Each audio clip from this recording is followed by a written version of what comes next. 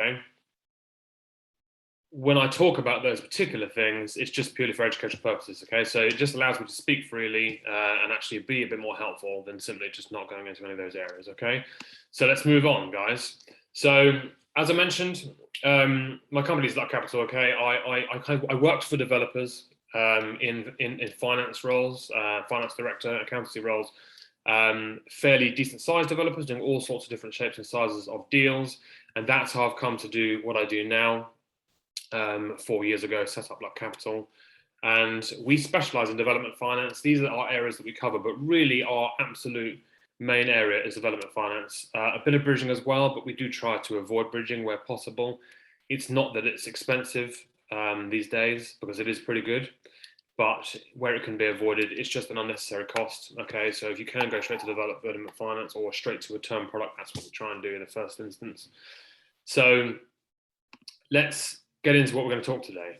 Now, obviously, I'm very aware that we have Mr. Richard Clapson talking later on, okay? And you do want to listen carefully to what he's going to say, okay? And so I thought I would just put a bit in here, okay, about if you're a first-time developer, or not even if you're a first-time developer, but if you have maybe a small amount of development, but you're looking to boost yourself up to doing other projects, okay? I wanted to just touch on a bit of what happens if, from a finance perspective, when you're a first-time developer and you're coming along, how can you put your best foot forward, and what kind of things do you want to watch out for? Okay, so let's actually get going on this. So you're a first-time developer, or okay, you've got some experience, but not necessarily as much as others, or you haven't even done your first development yet, or what you've done maybe was just refurbing one of your buy-to-lets in your portfolio. But you want to move on to doing commercial conversions, you want to move on to doing, say, some development. What can you do? Can you do it? I mean, I haven't said can you, because the answer is yes, you can, okay? But it's really how do you? And the point is here is that there are lots of lenders out there, and there are lenders that cater for all experience levels, okay? Some lenders, of course, most require some experience, okay? That's a given, and it's fairly obvious in terms of why they would. But there are lenders that cater for first-time developers and or people looking to step up from the things they've done before up to some much more substantial properties. So what we find is what lenders tend to look at is, number one, they'll look at the strength of the deal. Okay, if the deal doesn't work, then obviously there is no point in actually looking at funding in the first place. So does the deal work? Are they happy with it? Does it look like a sensible deal? Does it look like one that's deliverable? And are all the kind of costs within this kind of deal sensible in terms of build, what you're trying to do, all those kind of things, okay? So does the deal work? You know, when they look at it, is it profitable? Do they think it is actually deliverable? Okay, that's number one. They'll obviously then look at you as the developer, okay? So here is where the experience thing comes in. If they look at you as the developer and they're saying, great, you know, you've got experience, that ticks the box, you've done one or two schemes that are similar to the ones you're actually applying for now, then that's going to go a huge way. Here, at this point, if they're saying, okay, look, actually, you're lacking in the experience we would normally actually want. However, okay, you can then, at that point in time, you can then rest on the lenders that will look to cater for people with less experience, and also the strength of your team behind you. Okay, this is what lenders do. So they'll look to you first and say, well, look, basically the development works, it looks good. Okay, before we actually put our cash out to this particular development, can it be delivered by the people who are actually going to deliver this project? So one, the developer, there's the person who's going to own the SPV or the limited company that's going to buy this particular product. Can that developer actually deliver it? If they haven't got the experience before, can their team deliver it? Okay, which is why it's really important to choose your team carefully, particularly your contractor, okay? All of the people are very important, of course, in the team, but your contractor will cause you the most headache if your contractor goes wrong during the process, if your contractor goes bust, or if your contractor is not capable of delivering the scale or the complexity of product that you are actually doing, okay? So be careful of that. So that is to say, do your due diligence on your contractor anyway, because you want to make sure that they have done many projects within the scope of the kind of project you're doing, okay? So your backing is quite important, Okay, so have you got some assets behind you? Have you got any other properties? You don't actually need to have any. Okay, it's not impossible to do a project when you haven't got any properties behind you already. Okay, and including the level of cash that's going into the deal, that is quite important. Okay, so the strength of the team is really key, and that is on the basis, that is the why you can do a deal as a first-time developer.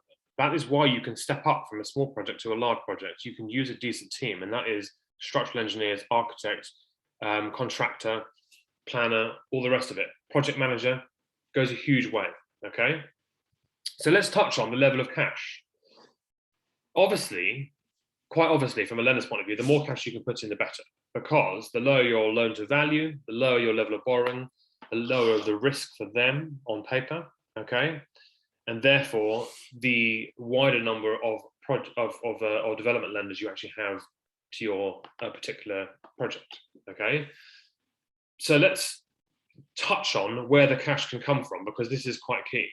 Because when developers are starting out, clearly not everyone has a large lump of cash sitting around. So what some people do is they use private investors or investors they've come along, and we call these are termed by the lenders as external or private investors. And what that means is they are not shareholders of the company that you are doing the borrowing in. When you buy this asset in a company, they are not going to be shareholders. Okay, so they're putting money into that company, and they're not involved in the development. Okay, so you can use those. Okay, but lenders normally require, okay, at least 10% of total project costs to come from you as the developer, and then you could have the rest coming from external investors.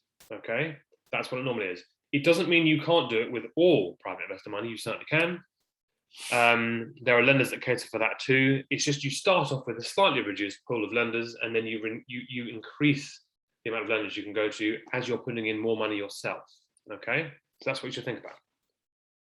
Right, and then of course, as a newer developer, and to be honest, as an experienced developer too, these are the things you should be doing. When you come to actually apply for finance, when you're putting your project pack together, make sure it's including all of the kind of things that a lender loves to evaluate, okay? And that is to run through in a few things here. Of course, that's an appraisal, and that needs to be detailed. It needs to have all of the numbers in there. It needs to have GDV at the top, gross development value, all of the numbers within the build, and some finance numbers, including everything you can think of that might come in as a cost to your project, because that is going to show that you have thought about it, okay? Within that, you'll have a GDV, a gross development value, and you need to have backup to this, okay? A lender will initially look at it and go, great, the appraisal works, it makes a profit. But they're definitely going to hammer into the gross development value. They're going to say, well, really, are those flats going to sell that you're producing for X amount of money? Are they going to sell at the value you think they're going to sell for? You know, they don't forget that these lenders may have done several deals within the area that you're about to look at. So do your homework here, find some comparable values. Definitely, if you can, number one, find land registry sold prices, because they will be the number one key indicator of the price that you will be able to sell your products for. And this is extremely useful for the valuer. In the stage when you're applying for finance, a valuer will be sent out. If you can give them this information, if you can guide them through the work you've done, that will help them with doing their work as well. Because one thing they'll have to do for their report is find comparable values to back up their values too. So there's one aspect of what they do that's just very similar to what you do. Okay, so of course, the next one is down. Of course, highlight your background. Now, if you're a first-time developer, you may not have done a development, but you may have refurbed a buy-to-let you own. If you haven't done that, you might have done some work on your own house, okay? And even if that is the case, of course, that wasn't a development, but please do provide the detail of what you did there, okay? Did you overcome any challenges? What was the budget you actually managed? You were on the line for that. If it goes wrong, you had to pay for it. So there is still some credibility to inputting those particular items, okay? Okay, your team's background, I touched on this slightly earlier on, up the top there. And what we're saying here is bring forward your team's background, okay? How many projects has your contractor actually done to date? Have they done 10 deals or more of a similar size to yours? Because that's going to go a huge way. Same with your project manager, and of course, all the other team that goes together, architect, bring forward their background. give their CVs, because that's going to give a lender a real sense of the kind of team that you've produced, the team that you've got going, that's going to deliver this project. So you've got lots of experienced people around you that are going to keep you on track, okay?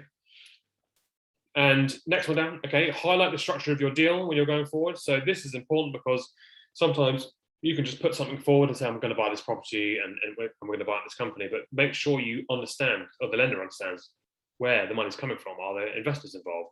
Are you going to put some money in? How is it going to be owned? Is it going to be a limited company? Is it going to be a limited liability partnership? Are you going to buy it personally? What are you going to do with this particular thing? And of course, your plans and processes of developing the property. This brings the information you've given to life. So what you're saying here is, look, we've secured a great deal here. What we're going to do is we're going to buy it, we're going to add value to it, we're going to get planning on it, then we're going to refinance it to development finance. We're going to develop 2 flats over here, 1 house here, whatever it might be. Bring it to life for the lender, because they don't understand what you're going to do. They need to understand the sequence of events, how you're going to approach this particular development. Okay, so that's a quick snapshot. Okay, now what I'm going to do next is, obviously, I do know that Richie is a big fan of commercial conversion, so I'm just going to talk a bit about commercial conversion products, because it will relate to what you're going to hear later, and so therefore I thought it would be helpful. Because there are some advantages and there are some great products for these particular types of development. And there's some reasons why, okay? So I want to take you through these. So obviously you could, I'm going to talk about full development products, okay, here. So let me just get the distinction between full development and commercial conversion products. Commercial conversion products I see as kind of a refurbishment hybrid bridge, okay, that basically funds some money towards the purchase, and it also funds the build. Okay, a development loan does that too, but it's very more formal. Okay, it's slightly harder to put in place. It's more complicated. It generally costs a little bit more. It has an exit fee, and you're generally looking at the interest on an annual basis. Okay, because they're more of a long-term loan. Okay, now that does differ to these refurbishment bridges. Okay, and I'm going to take you through a few points here. Okay. So when you're looking at these, when I talk about refurbishment bridges, what do I mean? Okay, and what projects are they for? Now, the simplest way to actually put this is if you are buying a building where the structure already stands, okay, so there's already a building there, what you're doing is you're internally reconfiguring that building, okay, from a commercial usage to a residential usage. But the key is the building already stands. What you're doing is just internally changing around the aspect of it to make sure that you can actually make flats other than the office space that's already there, or whatever it might be, or like industrial, etc. Okay, because you're not doing that and you're not doing a knockdown and a ground up. Okay, these products are in nature slightly shorter term, so they more look at interest on a monthly basis, because what they're expecting you to do is a shorter term project. So typically you're looking for 9 to 12, maybe up to 15 months if it's a particularly large or complex one, okay? But it's much shorter than your 18 to 24 months for development, okay? So with that in mind, it works a bit more like a bridging loan. So you don't have an exit fee. What you've got is your normal arrangement fee, and then you've got monthly interest charged until you repay the loan, okay? So it's similar in that it allows for the interest and fees and all that sort of stuff, okay?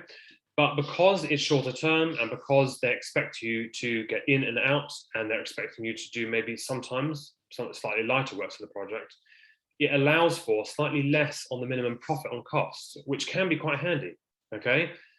Now, I've put 10 to 15 there, but look, generally it's around 15% profits on cost, okay? And that's not what you should look for when you're looking, but I'm saying that's the minimum that a development lender will actually allow for you to actually continue with that project. They want you to make a profit. They want there to be some headroom in there, okay? So that it's not something goes wrong and then the whole thing is completely, there's no profit in the deal and it's all very, very difficult for everyone, okay? They do not want that, okay? So let's talk about some of the advantages of these particular products, okay? Well, one, because it's a shorter term product and because the building is already there and there is a structure that stands, you tend to get a higher loan to value than a standard development finance. So at the moment, you are able, typically, you can get 70%, but you can actually get up to 75% on a net basis. It is possible. plus 100% of the build works, which is quite incredible at the moment.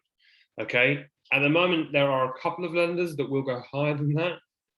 They're fairly new to the market, but you're talking 80%, sort of loan to value on GDV and things like this. So they're quite punchy, okay, and there are some out there. So, but they do have to be selected carefully. So you can get a higher loan to value. What that's doing is that's decreasing the deposit you need to put down. It's allowing you to either do more than one project at a time, or it's allowing you to do a larger project than you would do if you did a development loan. Okay. So one of the other advantages is that these particular lenders for this product, for these refurbishments, they tend to have their own in-house quantity surveyors, okay? And that does cut down your cost a lot. If a lender has to use an external one of these, it can be quite expensive. So I would say you're looking at maybe half, maybe a third of the cost of a full development loan there for that particular type of professional that needs to be used by the lender, okay? They will normally typically employ their own quantity surveyor to monitor the build and make sure everything's okay. But these particular lenders, they employ them in-house and they end up being a bit cheaper, okay? So these particular products can also be used for HMO conversions, flat conversions, a house into 2 flats, and all that sort of stuff. So they're absolutely brilliant for landlords who have done a few buy-to-let conversions. They've got some portfolio, but they are looking to step up and say, well, why not increase our portfolio by 4, 6, 8 flats or 10 flats at a time, okay? And the great thing about that is that the lenders then see that as natural progression. They see that as landlords having a buy-to-let. They've done a few works to it, but actually they understand that landlords want to move on to doing larger scale developments. And because of that, they will then, as a matter of course, they will also then cater for less experienced developers, okay? Which is the key. So those are a few items I just wanted to touch on, okay? That's going to be all I'm going to do today. I'm not going to go over the current developer stakes because it's a bit negative, okay? And it's a slight complaint as well. So I'm not going to do that today. I'm going to hand you back to Rob and say thank you very much for listening. I don't know, I'm not going to be able to stay on very late tonight because I've got a couple of late calls. I'm trying to catch up because I've been abroad, and so I'm going to have to whiz off at some point. But thank you very much for listening. I'm going to stop sharing my screen, hand you back to Rob and say thank you very much indeed. Hi again, Will. Thanks very much. Brilliant. And glad your trip to Dubai went very well. Thank you, Rob. Right. Yes. Right. Okay then. Next speaker, Nick Claydon from Edinburgh. It was going to be his lovely wife, Caroline, but unfortunately she's not around. And so Nick has very nicely stepped in for her. He's going to talk about his journey and hopefully some differences between English and Scottish law. So if you're ready, Nick, I'll hand over to you. Yeah, no, I'm good to go. Yeah, so Carol and I basically have done this together. So she was due to do it, but she's actually currently contesting a tennis final. So she couldn't change the date. So that's why I've kind of stepped in. But good luck to her. Yeah. But yeah, we've obviously, we've done this very much together. So in fact, to be honest, I've probably done more of the work. She's more of the face of the operation, and I'm probably more of the actual one that hits the M6 and does the miles. So I'll just load up my presentation. So just give me 2 seconds to do that. And I'll be good to go. Okay, so cool. Can everyone see that okay? Yep, all good. Yeah, all good. Okay, what I can't see though is on my screen, I won't be able to see the chat box. So if anyone does have some questions, I'm quite happy to take some questions as I go, rather than kind of wait to the end. So if there is something you want to ask, either I don't know if Dan or Rob can filter some questions through, or just jump on the mic and ask a question. I'm quite happy with that. So cool. All right. So I do know 1 or 2 of you. I've seen some names certainly that I do recognise. But if you don't know me, I'll just tell a little bit about mine and Caroline's backgrounds, which are actually remarkably similar. So I came through like a traditional route of education, school, grades, university. I went into a job in recruitment coming out of university. Didn't really know what I wanted to do. I had always had this, idea that I wanted to do something in property, but was never really sure how to really get into that at all. So I kind of fell into a kind of corporate career in the recruitment industry. I did that for like 9-10 years, and that's actually where I met Caroline. So we both actually worked at the same recruitment firm, which is a big international firm. And we actually met at a Christmas party. So there you go. So swiping left and right and all that stuff. So which I the horror of that now, I don't know, I wouldn't be able to do that now. But we kind of met in a traditional way. We worked for the same company essentially. And, once we got together, we both had a bit of a shared vision. We both knew we wanted to do something else more than just corporate world. We wanted to be able to get out of that corporate world and be able to live life on our terms a little bit. That was really sparked by the fact that we wanted to go on holiday together and go and see one of my friends in Australia. And the company we worked for completely freaked out the thought of us going away together. And, we wanted to go for 3 weeks. And it was a real fight for us to actually get that holiday time. And that was a massive kind of wake up call for us to think, actually, why should we be asking someone to go on holiday? It's ridiculous. So, we wanted to be able to do something for ourselves. So that kind of led us to think, well, what do we know? Well, we know recruitment, so let's do that. Let's do that for ourselves, which we did. So we left our corporate jobs and we set up our own small kind of lifestyle recruitment firm, which, this is just starting, 2007. We had a really good year. It was like, it was great. We were, just from home. We were placing people all over the world. We worked in financial recruitment.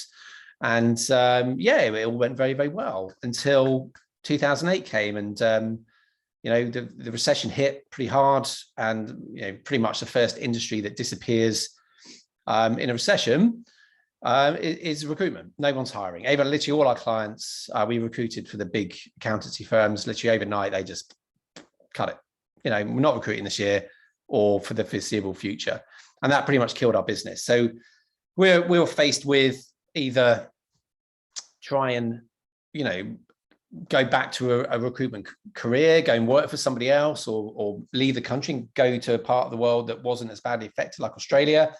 But in the end, we thought, well, actually, we did sit down. We thought, well, what do we actually want to do here? Our heart wasn't in recruitment. It was just a thing that we knew on a way to make some money. We thought, what do we actually want to do? And we both had a drive to really get into property. That was our passion. And so we thought, well, now's the time. We can kind of reset and start something else.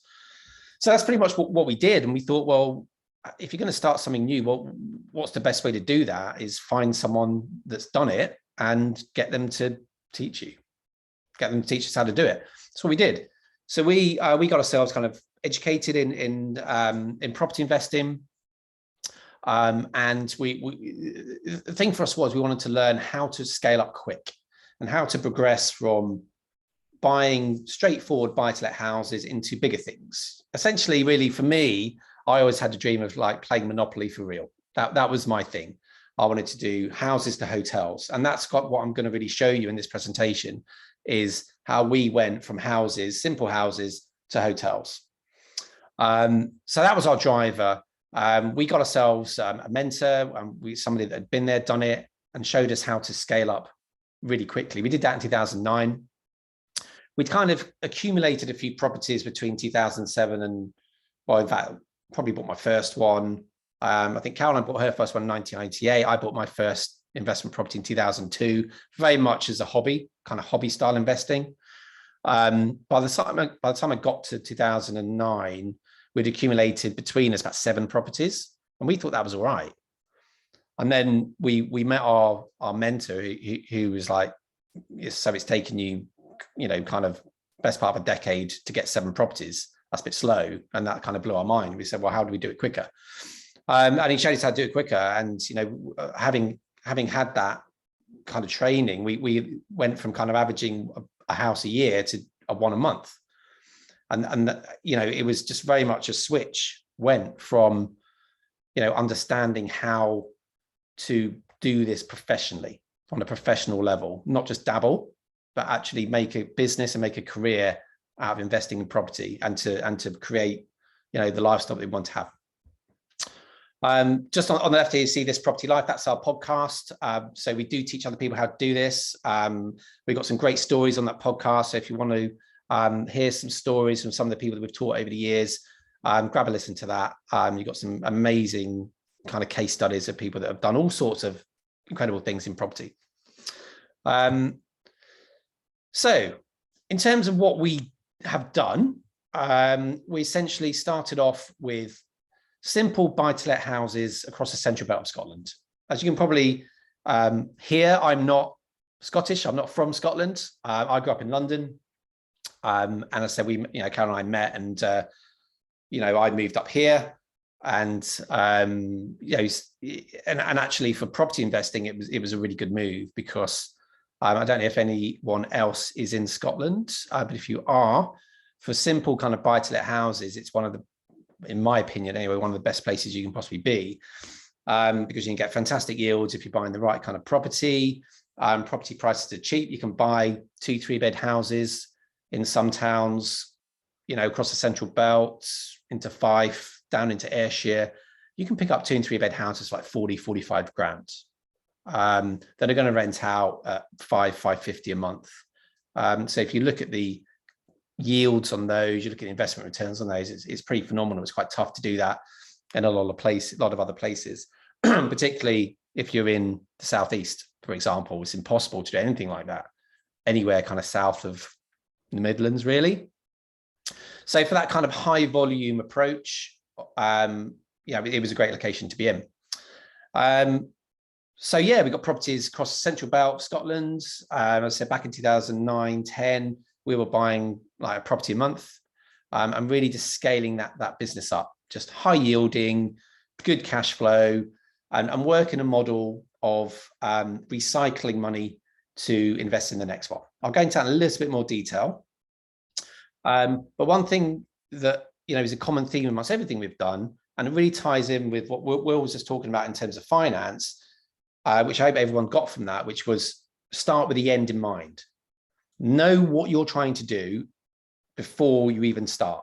Okay, so every deal we go into, we know what the exits are, we know what we're trying to achieve, and everything is mapped out from the end point. So we never go into a property deal thinking, I wonder what I'm going to do with this. Yeah, we always know exactly what we're going to do with that particular property to achieve a certain goal. Okay, and that's when you really get that and you understand how to do that properly, you'll see that actually raising all the money you need, I'm never going to use the word easy, but it can become more simple, because as Will was saying, that's what the lenders like to see. They want to know that you know what you're doing. Okay, so a lot of simple buy-to-lets. I used to work in Swindon, so that was my first property I bought, was one down there, which I still own. That was 20 odd years ago now. Bought that, and that's still a really nice cash flowing property for me. We do some social housing stuff. So one of our properties, we literally just signed over to Edinburgh Council for 10 years. That's just literally, there's the keys. No maintenance. They put a central heating system in for us, and they just pay us quarterly. And they put people that are in need of housing into those properties. And that's just a really nice way. When you ever hear the term passive income, that's about as passive as you can get in property investing. Property investing is never 100% passive. There's always stuff you've got to do, but long-term social housing contracts is about as passive as you can get, and we love that. We've also done some flips, Edinburgh, London, in more kind of higher value locations where we like to do kind of straightforward flip deals. We've done lease options in Scotland before the Scottish Law Society came in and kind of stopped that. Lease options in residential is still, you can do that in England and Wales. In Scotland, you can't do it. Not in residential. In commercial, lease options are very common. But there are ways around that. For any of you investing in Scotland, we do things with delayed completions instead of lease options. It's just a slightly different way of doing essentially the same thing. During our time, we've also set up a letting agent in kind of Edinburgh, Fife, surrounding areas. We thought that would be a nice little kind of sideline business that would add some cash flow to us. We're always looking at other income streams. It just turned out that that one was one that became a bit more of a job, which we didn't really want to do. So we actually ended up selling that to our business partner that we started it with. And that was a way to, we didn't want to get into basically having another job, but it, for some people it can work really well as another income stream. So just because it wasn't for us doesn't mean it doesn't work for other people. We then wanted to start moving up into some higher value kind of deals. So we looked at some commercial properties, which are basically converting pubs into residential. We did that outside of Scotland. So we started to go further afield and start looking at locations like Sunderland and Hull, where you could pick up a pub that you can convert into probably 8 flats. We were picking these things up for like 50, 60,000. So again, lower value locations, but the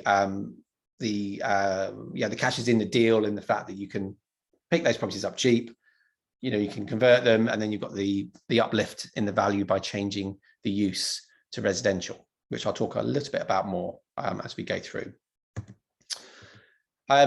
We then moved back into residential and started looking at higher cash flowing properties, and HMOs are something that I really wanted to get into. I really like the appeal of HMOs. Is that you're really maximizing value from a property and maximizing the cash flow potential from it. So I'm going to show you some examples of some of the HMO deals we've done.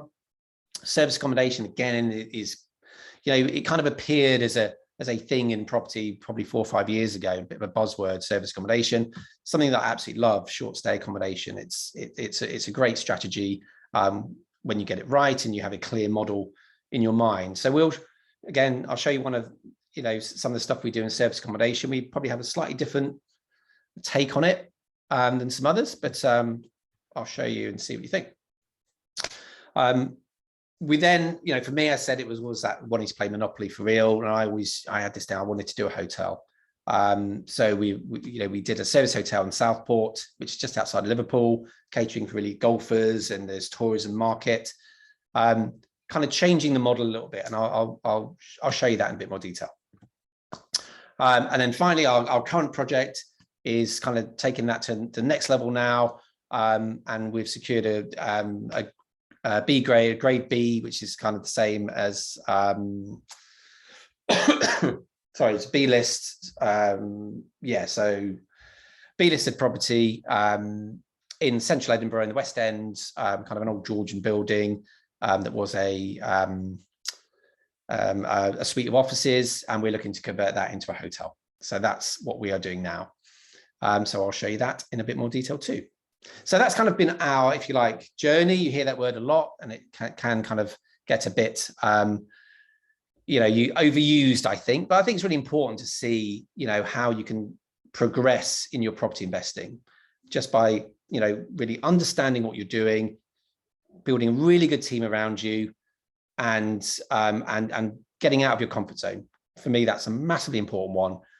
Because I thought when I first started, if I was, when I mentioned the word hotels, I could see the reaction from a lot of people. How are you going to get into hotels?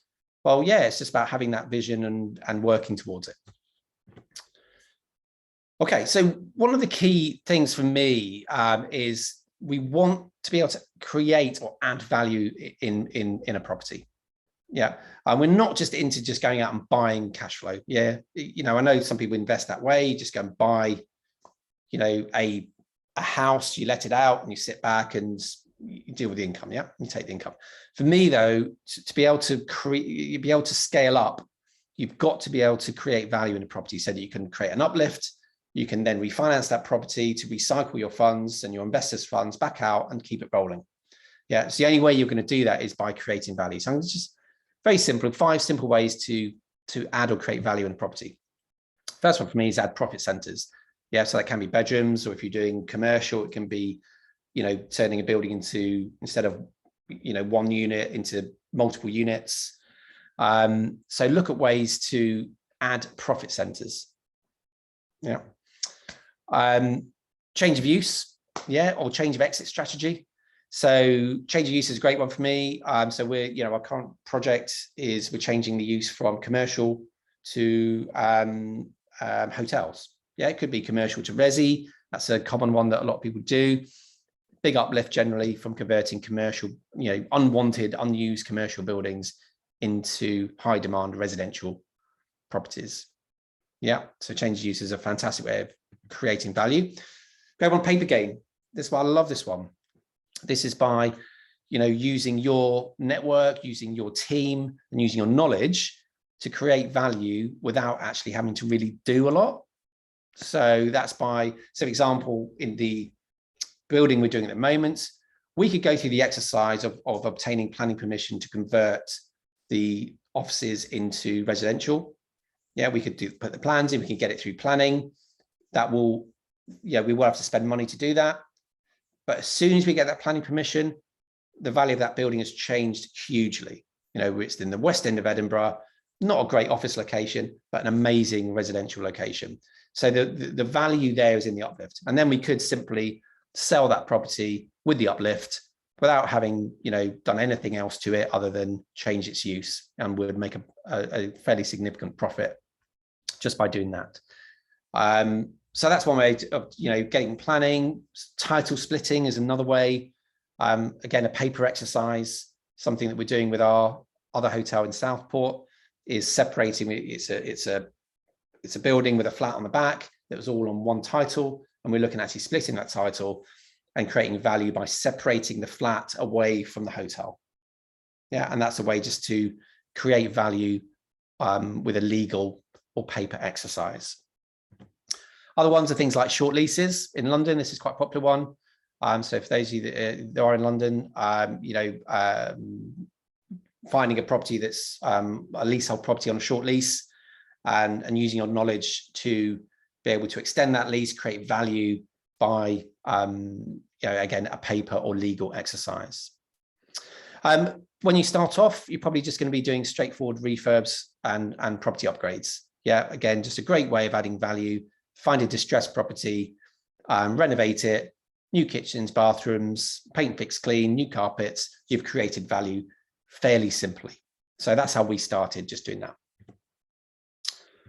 Oh, sorry, just missed one there. And build. And again, this is probably one that isn't our thing as such, but lots of my colleagues do this, which is, new build stuff. So you're building from scratch.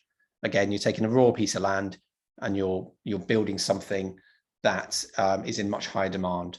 Doesn't have to just be resi. One of my colleagues does warehouses. So, he gets raw land, and in the right kind of area, building new warehouses has, a very, very similar uplift to getting a raw piece of land and putting housing stock on it. So don't be too blinkered on what you're looking at, be creative. So there's, 5 straightforward ways of adding value to property. And I think for those of you wanting to scale up, you do need to be applying this. It's not just about going out and buying a house and renting it out. Let's look at what else can we do to it? How can we create or add value? And that's how you scale it. So how I operate, and myself and Caroline, how we've all operated is by using this word, system. We love systems. Okay. For me, we do really want to be following a pattern. Yeah, we're not doing different things every time. I'm looking to create a model and then repeat it. Yeah, because each time you repeat it, get better at it. We're not doing different things all the time. We set a strategy, we set a vision for what we want to achieve, and we follow a system to achieve it. Okay, so how we break that down, 6 stages in that system. First thing is really be strategy led. Okay, so and the alternative being strategy led is being property led. Being property led is setting all your alerts up on Rightmove, seeing a property come through, thinking, oh yeah, that looks interesting. I wonder what I'll do with that. Or, everyone's got it. You in your local area, everyone will know of a distressed property that you've seen and driven past 100 times, thinking, I wonder what I could do with that. Okay, that's being property led. what I teach my students is how to be strategy led. And that's thinking, what do I want to achieve? Okay, so I want to build my cash flow. So what strategies do I need to employ to hit that target? So for me, it started off with buy-to-lets. I wanted to achieve, financial independence, which for us at the time was around £3,000 a month. That paid all our bills. And the right strategy for us at that time was buy-to-lets. Yeah. Then moving up, as our lifestyle aspirations increased, the income had to also increase. So that led our strategy into HMOs, service accommodation, and on into hotels. So be strategy led. This one's a little bit tenuous, the why. Your investment area, it could have been an I for investment area, but wouldn't have worked with system. So your investment area, really important. Firstly, when I say your investment area, what I mean is the right investment area for your strategy. And that's not always going to be the place where you live. If you've seen from kind of just my overview at the beginning, we invest locally. So Edinburgh, we've got properties in Edinburgh where we live, but also across the Central Belt. Then we moved into different locations like Sunderland, Hull, Birmingham, Liverpool, and Southport. So as we grew, we chose the right investment area for the strategies that we wanted to do. We didn't just think, well, we live in Edinburgh, we're only going to do stuff in Edinburgh. Yeah. In fact, it's taken us probably best part of 10 years to go from Edinburgh to everywhere else and back to Edinburgh. Yeah. Because now what we want to do with Edinburgh is the big stuff. Now, we couldn't have started off there. We had to go kind of out and build our knowledge, build our networks, build our teams and our experience before we could come back to Edinburgh and do the stuff we wanted to do. So for those of you that do live in more expensive places, you really got to think about this and think, well, where is the investment area that is right for you based on the strategy that you want to do? Yeah, because trying to do buy-to-lets in London is going to be really difficult. Yeah, so you need to do something else or find the right investment area. Once you found your investment area, it's then about sourcing deals that fit your strategy. Yeah, so again, it's not just going out and seeing, well, what's out there? I wonder what I can do with this building. It's okay, I want to do buy-to-lets. I'm going to do them in Stoke. I now need to go and find buy-to-lets type deals in that location for that strategy. Okay, and that sourcing deals is not just, putting your alerts on Rightmove and seeing what happens. It's about getting out into your location, getting, boots on the ground, talking to everyone, telling everyone what you do, and, trying to find some of those more off-market opportunities. That's one of my favorite things to do. I absolutely love doing it, just getting into a new area. I do this a lot of my students I work with. We go into go into their investment area and I show them how to actually find the right agents to work with and try and find those off-market deals, direct to vendor opportunities, that kind of stuff. So sourcing deals is where the vast majority of your legwork is going to be. Yeah, is feet on the ground in your investment area, talking to people and uncovering and finding opportunities. Team, Will, I've said to this, lenders want to know who your team is. You can't do this on your own. Yeah. Anyone thinks they're going to go out and build a successful property business just, on your own, you're not going to be able to do it. You do need to have a team around you. Okay. Because as you get into the bigger stuff, particularly, it's a massive question for your lenders. Who are you working with? Who are your builders? What solicitors are you working with? Who is in your team? Yeah. And they need to have a track record as long as you do. So start thinking of that from the beginning. How I used to think about it was you are essentially the CEO of your own property business, whether you've got no buy-to-lets, one buy-to-let, or you've got a big portfolio. You're the CEO. Yeah. When you start off, you kind of do have to do everything. But as you grow, you need to start bringing people in to your business. So I always kind of, use someone like Richard Branton as a great example. Yeah, he's a CEO of his business. With Virgin Atlantic, he doesn't fly the planes. He doesn't deliver drinks unless he's doing a PR stunt. But you know what I mean? He's got a team of people around him that does all those things, and he's a CEO. He operates the business. So start thinking of team. Then we need to think about the numbers. Yeah, we need to think about the numbers and making sure that the deals you're looking at work as deals. Always ask that question in your mind, where's the cash? Where's the cash in this deal? Is it coming at the end in a lump sum, or is it coming in terms of monthly income? Cash has got to be there. Don't kid yourself on it. Work out the numbers as they are, not what you hope they're going to be, but as they are, based on your research, and make sure that the deal stacks before you get into it. Because again, as if you train yourself on the smaller stuff, by the time you get to the bigger deals, you'll have that system and you'll understand how to make deals stack. Yeah, because again, as you get into bigger stuff, your lenders need to see that you know what you're doing, and that the first thing they look at is, does the deal stack, before they even get to looking at you or your team or anything else. Yeah, so it's got to work. And then finally, it's all about the money. Yeah, so we need to raise the money. Now, this is where, a lot of the guys that I work with always say, well, why is money last? Okay, so, if you're in a position where you have a good source of capital, great. But as you get into bigger things, you are going to need to learn how to raise money. And for me, it's about, that's the last thing I think of, because there's no point having, thinking about it first if you haven't done all the rest of it. Because if you don't know what you're trying to achieve, and you haven't been sourcing deals, you haven't built a team, you don't know your numbers, you're not going to be able to raise the money. Because first thing a potential angel investor, private investor is going to ask you is, so what do you do? And if you can't answer that question, you're not going to be able to raise the money. So for me, the money comes later. Get all this stuff right first, have your strategy, know your area, be out there finding deals, build your team, know your numbers. Then we can be looking at the money raising side of it. Okay, so this is how I teach my students: is systemize everything. The system keeps you straight. Make sure that you are following that pattern and creating that repeatable model. All right, so let's have a look at some of our examples. So once we'd kind of built our initial buy-to-let portfolio, for me, I wanted to get into HMOs because I love the concept of maximizing the potential out of a house in terms of cash flow. For Caroline and I, because we lost a business, in the recession of 2008, for us, our driver has always been cash flow, always cash flow.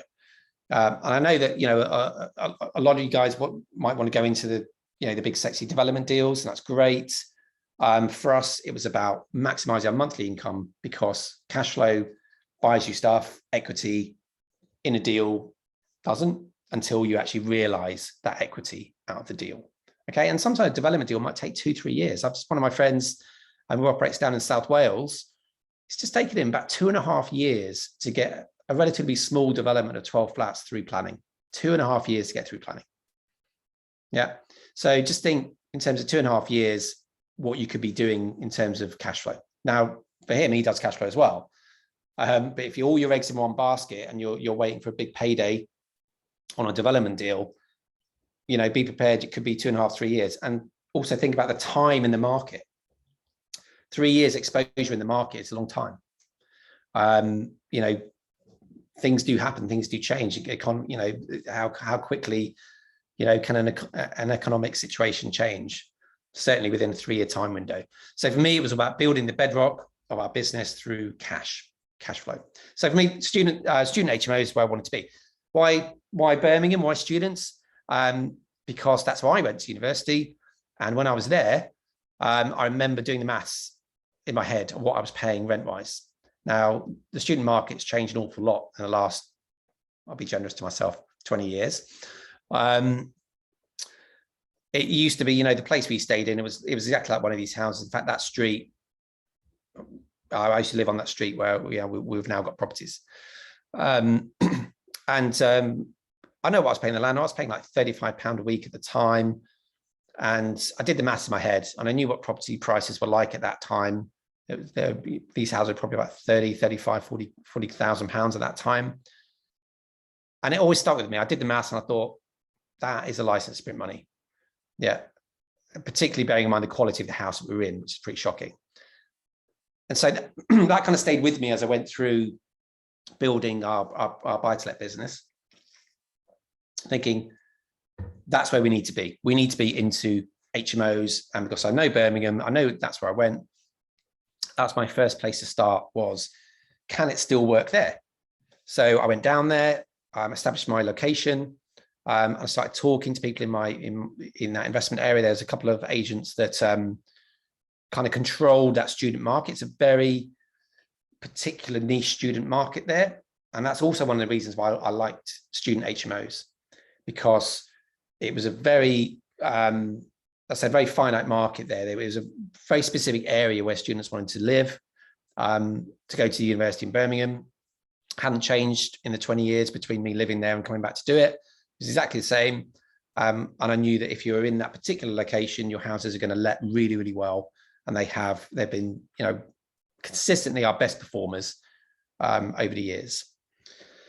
But it wasn't just a simple case of buying one of those houses and sticking 3 or 4 students in. And that's a 3-bedroom house that you can see there. Very, very standard terraced house like you would see all over the country. The numbers didn't stack just for buying it and putting 3 or 4 students in there. So there was no deal there, because you couldn't buy these properties undervalued, even if they were quite distressed. And there was no chance of buying them undervalued because they were in such high demand because of the income that they could generate. So we had to get a bit creative and look at how can we create value and create a deal out of doing this. So this is what we did. Essentially, I was looking at a 3-bed house there, and I saw in that area that other investors had maximized the potential out of these houses by essentially extending them up into the loft space, out the back, and turning 3-bedroom houses into 6-bedroom houses. Yeah, so that was the model I looked at. I did the maths, the numbers stacked. So it was like, right, let's get into this and do this. So what that involved was a full rip out of the house, everything, floors, ceilings, back to essentially 4 walls and a roof. Okay, so a little bit scary at that time to get into something like that. But the reason I had to take the floors out was because the houses are quite small. If I kind of go back, you can see that those houses are not big. And the only way you can get enough headspace into the loft is to drop the level of the ceilings. Yeah, so you have to basically squeeze the middle layer of the house to be able to get 3 levels in. Okay, but once you do that, then you can build it back as you would want it. You can see on the right hand side, you can see that there's a single story extension going in there, and that gives you the extra space out the back. So again, you know, back to bare brick essentially. Start to put it all back together, and you can see that, you know, there's a big extension out the back there. On the right hand side, you can see up into the loft space, kind of a big extension into the loft, all my windows out there, make a nice little kind of barbecue area at the back, and turn these houses into kind of, you know, modern spec, you know, much higher spec than the students were used to in that area. So the whole project was about 13 weeks to do that. And I'll show you some of the numbers in a second. That's a finished article. So kind of everything moved around. Stairs, instead of going up the side of the house, now kind of a central staircase that go up the middle. And you can see we've got a 3-story house there that did look like that on the floor plan. So you can see on the ground floor as you come in, very standard Victorian house layout with 2 rooms on the ground floor, the kitchen at the back, and 3 bedrooms on the middle level. Very, very standard Victorian house layout you will see everywhere. And that's what we did. So we turned those properties into 6-bed, 6 ensuite. Okay, with 2 bedrooms on the ground floor. So the extension has a bedroom, the other side of the kitchen, if you see on the left-hand side there. Staircase moves to the middle. Challenge with something like this is finding where do you put the en-suites, because to be at the top of the market in Birmingham for students, it was all about en-suites. Yeah, they didn't mind having small rooms as long as they had their own little bathroom. So the challenges and the creativity came with looking at, well, where they're going to go. So architects came up with this idea of creating the central staircase with this en-suites tucked behind them, which you can see on there. So not big, don't need to be big, but really, really effective for that market. So let's have a look at some numbers. Okay. So purchase price at this time, this is going back 2015, 185.5 to buy. Now that was above market price. Market price was 180, and I paid 185.5 for the house.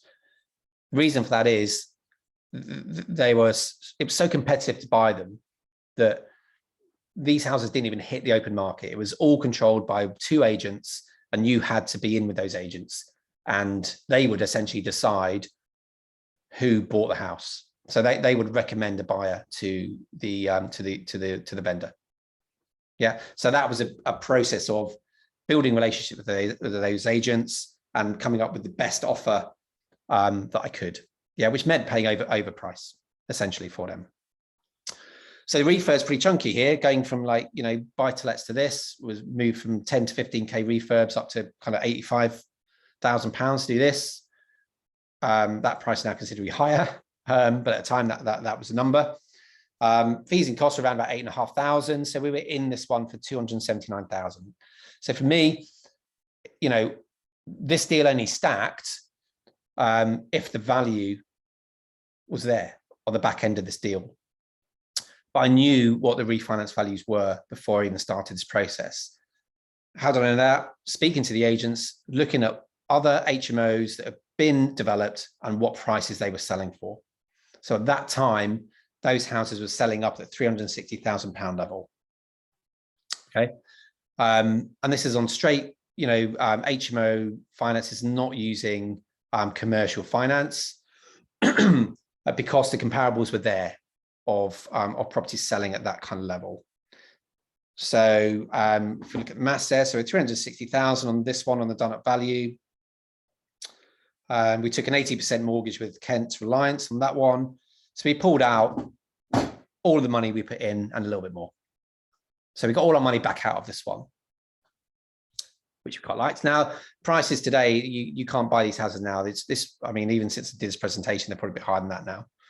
So around about 450 to 475 now. So prices have really jumped there over the last couple of years, our last probably three years or so. So in terms of rental figures, they rent out at, well, at that time, £98 per person per week. That's now more like 110, 115. The mortgage, just under 900, factoring in having somebody manage it. I don't want to be managing an HMO 6 hours away from where I live. So we've got a brilliant manager down there who really controls that. These investments are actually reasonably passive in that I don't really get too involved in operating them. Monthly operating, MOE stands for monthly operating expenses. So that's factoring in a bit of maintenance and insurance and things like that. Essentially, it's a brand new house on the inside. So very little maintenance over a few years since we've had it. So ending up with cash flow of just over £1,000 a month from a 6-bed student house. And that is 12 months of the year. Students for those houses in that location will sign 12-month contracts. So there's no kind of half rent over the summer or anything like that with these houses. And generally, because they're in such high demand, they get booked for the following year by now. All my houses in that location have been booked for the next academic year already. So it was a really nice model, this one. It was, so all our money back out of these deals and £1,000 a month cash flow. So when you start factoring that in, you think, well, how many of those do you need? And once we did one, it wasn't about thinking, well, I've done that now, let's go and do something else. It was like, no, let's repeat that. That worked. Let's do that. Do it again, do it again, do it again, do it again, do it again. Okay, so that's what we did. And each time, we built a great team around us. The first builder we used didn't make it to the second house. There was a few things we weren't quite happy with, so we've got a new builder. We developed our team. I've changed managing agents and really refined that model and kind of rolled out that model. So that's something I'd really urge everyone to do for those of you that maybe are starting out or just in your first kind of phase, is to not jump from one thing to the next thing to the next thing too soon. If you find something that works, repeat it. Yeah. And because if you work in a model that gets the majority of your money back out on refinance, the question becomes, how many can you do? How many do you want to do? Yeah, you're not leaving big chunks of money in these deals. Yeah. Now, I'm not saying these are easy to find. They're not. You have to work hard to find something like this and to create it. Yeah. For me, I had to step out my comfort zone, moving from 10K refurbs to 80, 90K refurbs.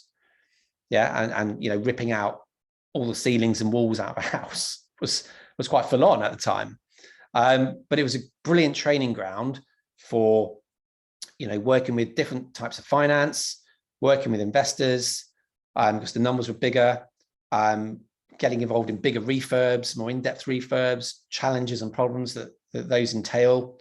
And that really sets in, once we'd rolled that model out several times, it really gave us then the confidence to step up into bigger things and to start achieving my particular goal of playing Monopoly. So that was the next stage for us, was a hotel. Okay, so this was what I bought just outside of Liverpool, in a town called Southport, just on the Mersey kind of Lancashire border, right on the coast. Really popular town for tourists, day trippers from Manchester, Liverpool, golfers. For any of your golfers, there's some amazing courses along that stretch of coastline: Lytham St Anne's, Hoylake, Hillside, Royal Birkdale. Some amazing championship courses. So for me, it was a great location to do that. But I needed a model. What was the model going to be? I didn't want to buy a B&B. Don't want to operate a B&B. I didn't want to buy, a bigger hotel. Wasn't ready for that. So I was trying to find a model that worked. What I did like about the B&B model was the fact that generally the hotel's already set up. So this was already set up this was just an operating B&B. All the rooms were all kitted out already with en suites, although I was going to refurb them all, but everything was already in place, like the plumbing was already in place. It was already operating, so there was no change of use involved. But there had to be an uplift. I had to find a way of creating value. And this is where B&Bs really worked, because the traditional B&B, the owner lives in it. Yeah. So in this instance, there was a main hotel with 10 bedrooms. And then there was a flat attached to it, with a kind of a walkthrough where the kitchen facilities and the breakfast room was. And then the owner lived in the flat at the back of the hotel, which was a 3-bedroom flat with a garden. And straight away when I saw this, it was like, okay, well, there's the opportunity. I'm not going to go and live there, but I've got an opportunity to get that space back and turn that owner living space into revenue earning space. And that was my mindset going into this. And how can I create more revenue earning space? Because I don't need to live there. Yeah. So that was it for me. That was the opportunity. Reclaim that space and turn that owner's accommodation into more letting rooms. Then I needed to find a way for me to not have to be there. So it was changing the model from traditional B&B where, breakfast is served, to making it more of a what we really refer to as a smart hotel, more of a service accommodation kind of model where it's all automated. Guests can check in and check out themselves. There's restaurants literally, 1-minute walk away. They don't need to eat there. It was just changing the model into something that I would be able to operate from 5 hours drive away. So that's what we did. We turned it into a boutique smart hotel with a separate 3-bedroom self-contained holiday flat on the back of it. So yeah, it was a lot of, quite a bit of technology involved in doing that. So we've got like smart locks, we've got, a management system. I do have a local person that works part-time there. So I've got 1 member of staff on a part-time basis, about 10, 15 hours a week, who kind of just monitors things and deals with any issues that are there with any guests. And the 3-bedroom owner's accommodation is now its own self-contained service accommodation flat. Okay, so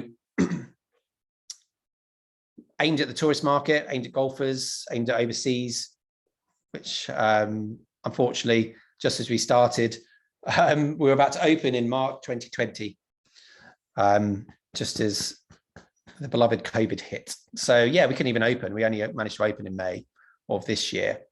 But because of the model that we set up, no staffing costs, Overheads were very, very low. We could ride it out, and we did ride it out. I mean, in fact, we made money during the pandemic because we got loads of grants to stay closed, which is quite handy. So this is what we did with it. We turned it into a kind of a modern. It was a very old-fashioned, traditional, old school B&B when we bought it, and so we wanted to put a bit of design into it, make it different, make it essentially the top of the market in Southport, which is what I believe we really did there. This is all Caroline's design. She loves all the interior design stuff. I look at the business model side of it. She loves all the interior design stuff. That's how we kind of split our tasks. Numbers wise, okay, so we bought that for 340,000, a 10-bed hotel with a 3-bed flat on the back of it. Because it was all integrated, we could get it at that price. A 3-bed flat in Southport with a garden could probably sell on its own for probably about 170, 180. But because it was integrated at the time, that's how it was valued. So just by splitting the title, we'd create a flat worth 180 just on its own. So stamp and legals, about 9. Refurb was about 160, around about 160. So fairly chunky refurb. That involved essentially redoing all the bathrooms, bit of reconfiguring, separating the flat off, putting new boilers in, big kind of, it wasn't a commercial boiler, but a commercial tank had to go in, all new electrics and plumbing. So there's fair bit to do with that to turn it into a kind of modern smart hotel. Obviously all new smart locks and things like that, and systems went in there. So in the deal, we're just over 500,000 into the that was all done using private money. Challenges, yeah. Refurb got delayed. Sorry about it, Nick. Yeah. Got about a few minutes left, please. Yeah, sure. Okay, I'll whiz through. I'm almost done actually. So so we couldn't open, as I said, but because of the way that we did it, we could ride it out quite happily.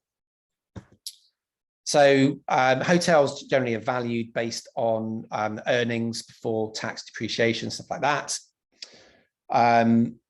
Now, based on that, and a very low occupancy rate, because it's a hotel, other types of service accommodation you'd expect higher occupancy. We don't need higher occupancy in our model. So LTV is going to be about 60%, but just because the earnings calculation comes out at 900,000, we're not expecting to value anything like that. Realistic valuation is going to be more like about 700 for that one, but it still allows us to pull all our money back out of that deal. And then cash flow wise, we aim to make net around 4,000, just over 4,000 on the hotel. And as occupancy goes up, obviously our cash flow will go up with that. And then finally, onto our last project is on the right-hand side. That's the building we bought in Edinburgh that we're going to turn into a boutique serviced hotel. This was always where we wanted to get to. And I just want to show you that you can make that progression. Our first house on the left there, that was in a central belt town called Cumbernauld. Doesn't look great. Great cash flow for us. We still own that house. That was over £300 cash flow on our very first buy-to-let we bought. And that's our current deal. So going from £300 cash flow to £30,000 a month cash flow is what we anticipate that building is going to do for us. So really just say, have a plan, have an idea of where you want to get to, have that in your head and work towards it and build up to the bigger numbers. That's really where I wanted to go with that. Okay, so as I said, converting into a 15-bed hotel. That's what we're going to do with it. Really excited about this project. Anyone interested, you can follow us here. We'll be, if you follow Caroline's Instagram, she'll be giving you updates and showing you how we progress with that. We're currently in planning stage. As soon as we get planning through, we'll be starting the build. So yeah, anyone interested in following us, there's our IG accounts. Caroline does most of it. I'm more in the background, doing the hard work. Okay, so yeah, happy to take any questions if we have time. otherwise, if you've got any questions on any of it, you can contact us through our IG accounts or through our website there. Cheers, Nick. Brilliant. Absolutely brilliant. I don't know that we're running a bit short on time. Can we take a question, Dan? Yeah, I've got a question here. We'll just take one, and I'm afraid we'll have to sort something out. Yeah, that's it. If anyone's got any questions or wants to ask, as I said, follow us on Insta, ask questions there. We're happy to answer everything there. No problem. That's okay then. Well, we'll take one question and then we'll get on to Richie, if that's all right with you, Nick. Yeah, sure. Okay. Cheers. Can you do it, Dan?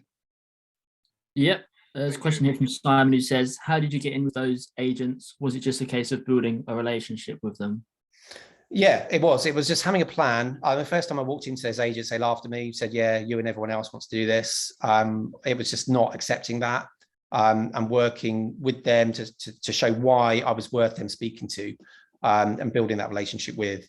So it was about being able to show that I had a bit of experience, had a team, I was committed, and that I was ready to scale up as well. And I wasn't just there for one, I was there for 10. Okay, great. Fantastic. It's absolutely brilliant, Nick. Thank you very much for coming and letting us, great. I'd like to get a copy of your slides, if I may. Yeah, absolutely. Yeah, no problem at all. Yeah, I'll be in touch. Yeah, I'll share them with you, no problem. All right, I'll stop my share. Okay, hand over. Okay. Richie Clapson, are you there, sir? I am here. I'm sat here. I knew you would be. Straight over to you, Richie.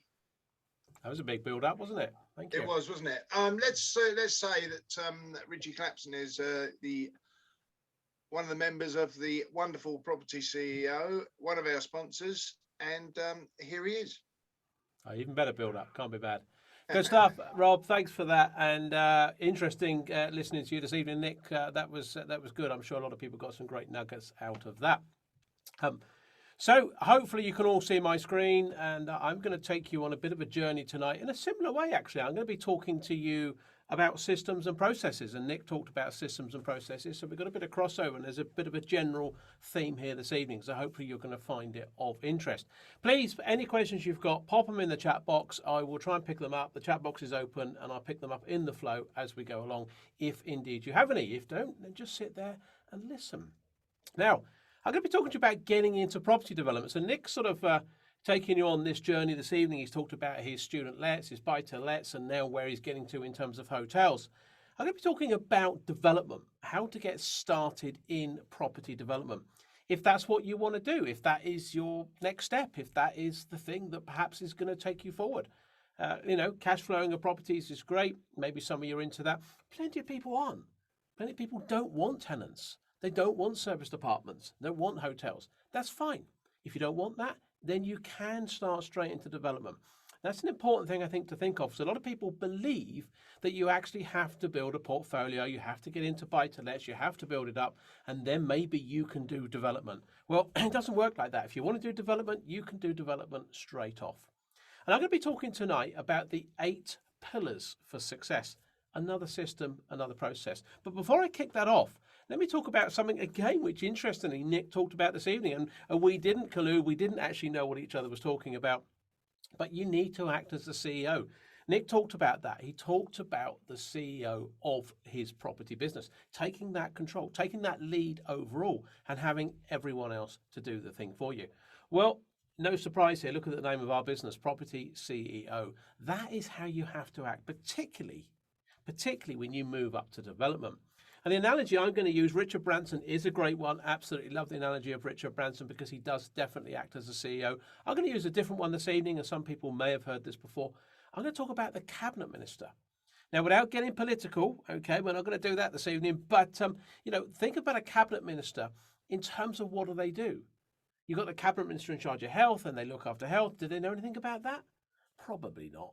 And then they get moved across to the army, and then they're in charge of tanks and guns and things like that. Do they know anything about that? Probably not.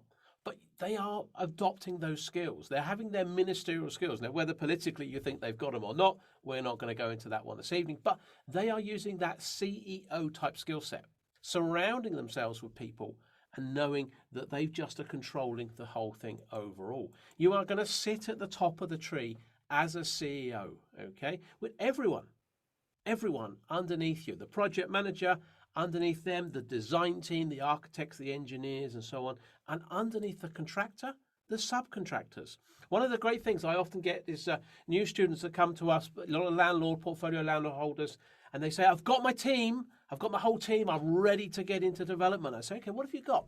Well, I've got plasterers, I've got electricians, I've got plumbers, I've got everything. And I always say to them, you don't need any of that. You don't need any of those people.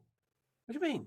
Well, I say, what's it like running those people? Oh, they're a pain. Yeah, running the electricians and plasterers, they're all blaming each other. They are a pain. Well, wouldn't it be better? Wouldn't it not be better to have a contractor run all those people? That's what you've got to do in development. You do not want to run these people. So exactly as Nick said, think about being the CEO of a property development company. That's what you want to do. That is the way to be successful and minimize risk. I can tell you, property development, and I'm not talking about house flips. I'm talking about taking buildings, commercial buildings, or doing new build if you want, but there's a lot of reasons why you wouldn't want to do that straight out the blocks. But taking a building and developing it out, and I'm talking about getting, profit returns circa £250,000, minimum of £100,000. And I'm also not talking about taking 3 years. Okay, and there's a reason that you don't have to take 3 years. Probably 18 months to 2 years, absolutely, but not 3 years, because there's a reason why you're not going to do planning. So think of this as development. Think of this as a much bigger thing overall. Now, also just to say, and some people might have heard this before, what skills do you need? Well, you've just got to have those CEO, that was difficult to say, wasn't it? The CEO skills, organizational skills. You've got to have management skills. You've got to have decision-making skills, and most importantly, people skills. Okay, you've got to have people skills. The question at the end that was asked to Nick there, how did he build those relationships? Well, you've got to get in. You've got to use those people skills. So what is the system? Well, there it is. Those are the 8 pillars. And actually, I've lectured on many business growth strategies over the years. I've done a lot of turnaround, and I've also lectured on how you build businesses for sale. And every business out there, every business pretty much comes into 8 categories. You all break them down into 8 categories: operations, marketing, HR, finance, and so on. Now, not the same categories here, but still 8, okay? 8 pillars. And you need to know all these 8 pillars: credibility, business plan, your team, the finance, the sourcing of deals, the analysis of deals, the technical side of the business, and of course, the procurement and the cost and communication control. What I'm going to do this evening, I'm going to take you through fairly quickly in the time I've got available, but I'm going to take you through each of the pillars. And I'm going to identify some of the key things in these pillars just to make you think about this. And the important thing is, if you can master this system, much as Nick was saying, he had a system and he spelled that out for you. I thought it was great. Loved it. And you're going to see some crossover here. And it's like any business. Learn the system, learn the process. You're halfway to success. You're not there, but you're halfway to success when you know how to run it. And I would say, look at all other businesses out there, the most successful businesses, whether that could be, I don't know, McDonald's. I don't know what the burgers are like. I'm sure they're probably okay. Or maybe Costa Coffee or Starbucks. Most of those businesses are franchised, but they all run on systems. They have a manual, they have a process, they hand it to someone. They could be 18, 19 years old, and they can run the business. Why? Because they know the buttons to press, the levers to pull. They know what to do. It's a system. So would it not be great if you want to get into development and start earning some 6-figure sums, that you could know the system and get halfway to success? Well, that's what it's about. That's what you can do. Let's start going through these pillars one by one this evening, just to give you a bit of a flavor. And do please take some notes. Credibility and brand. It's the first pillar. It is the first pillar. Remember, Nick said he's going to go out and try and build relationships with agents. Well, how important that is. Well, look, if you're going to go out there, you're going to go meet someone and you're going to go and talk to them for the first time. What are they going to think of you? What are they going to actually think of you in terms of, can you do this? You're going to go out there, as Nick says, ask for a property. And he said, well, everyone wants a property. So what makes you any different? That's the sort of question you're going to get. But when you give a business card out, or what if you haven't got a business card? But even if you have got a business card, what do you do every time you get a business card? As soon as you go back home after the meeting, you have a look. You have a look at their website. You see how credible you think they are. You look at the team or not that they may have around them. So in terms of credibility, you've got to build a team around you. You've got to have your management skills, those management, decision, organizational, and people skills. If you've got those, you've got to demonstrate that you have those. As Branson would, as Nick said, Richard Branson would demonstrate those. In fact, they're already out there for people as taken as read. But you've got to demonstrate those. You've got to show how those work. And then you're going to rely on the CV of lots of other people, a non-exec advisor, maybe one, maybe two. We talk about how you put those people together. A project manager with many years experience. Imagine their CV. An architect, a structural engineer, a cost consultant, and so on. Imagine all their CVs together. That is part of your credibility. You're the CEO. You're steering the ship, but all these other people are making it happen. So you've got to get credibility. You've got to get it straight out the blocks, because you generally only have one chance at this. If you go out to start speaking to an agent, and we're talking about commercial agents, and I can tell you commercial agents are much more tough cookies to crack than the residential agents, okay? You've got to get in there and you've got to have credibility at the word go. This isn't about, oh, well, what sort of deals can I do? And what's the numbers? And you've got to get this nailed first. Don't do it afterwards. Horse, door, bolted, you know that type of saying? Get this sorted. And it comes largely from the brand. As I say, a website. Your brand is pretty much conveying everything. It is the central cog of everything. The purpose, you know, I mean, Nick talked about what he wanted to do, the fact that he wanted to go on holiday and they couldn't go on holiday. So they wanted to have that freedom, or however one would describe it. So your purpose of why you're there. What's the vision of this business? What's the values? People do business with people they like, and it's down to values. And then the message that you get out there, that you want to send out there, is all hinged around this brand. The website, the business card, whatever else you communicate with, okay?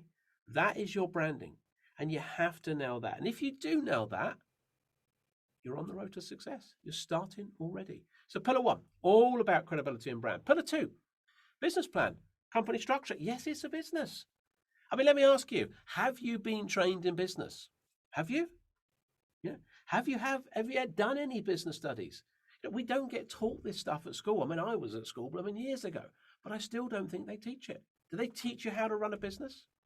Many of you out there will probably have a buy-to-let portfolio. Did anyone teach you how to run the business? Or did they just talk to you about property strategy? That's a big mistake, I think, in a lot of this industry, the training industry out there, that people don't talk about the business. If you were going to go on holiday, you heard Will Lucy was talking about he'd been off to Dubai. I know he's a bit of a show-off, I'll be honest. I said I went to Birmingham for a few days. Anyway, he's been off to Dubai.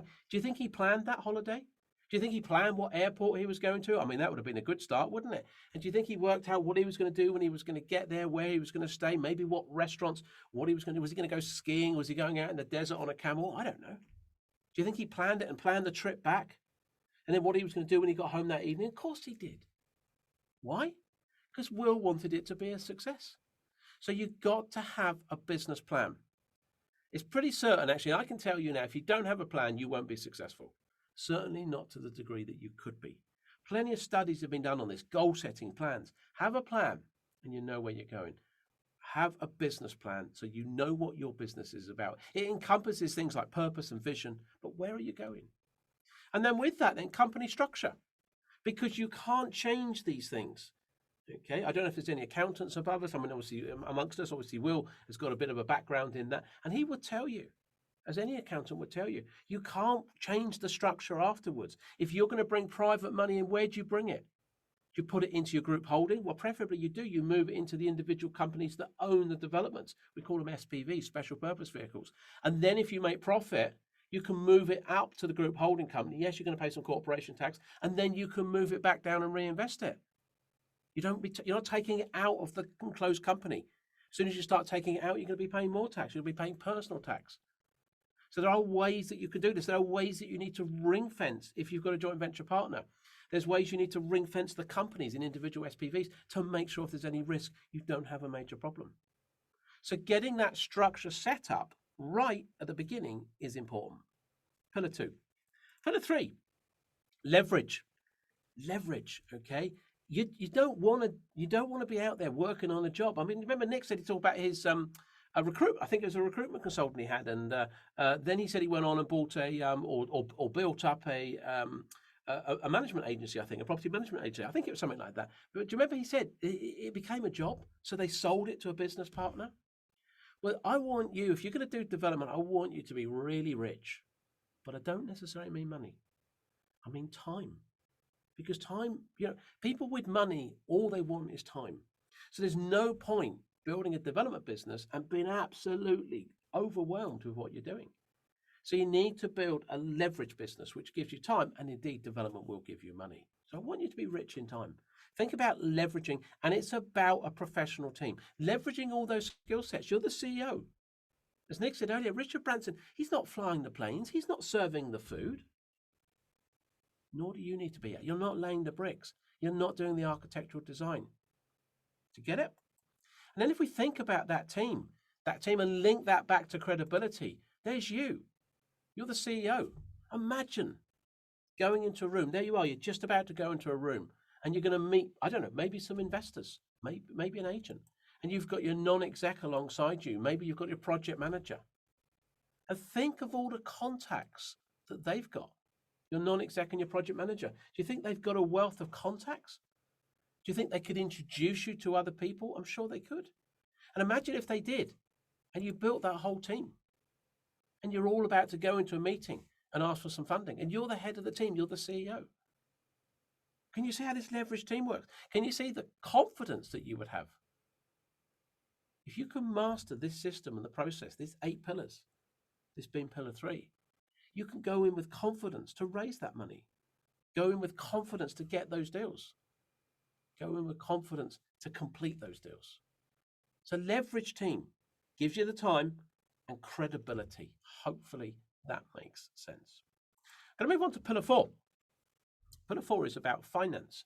Now, I think, as Nick said, I think he had it absolutely right. The finance was further down. He said, I'm not worried about the finance.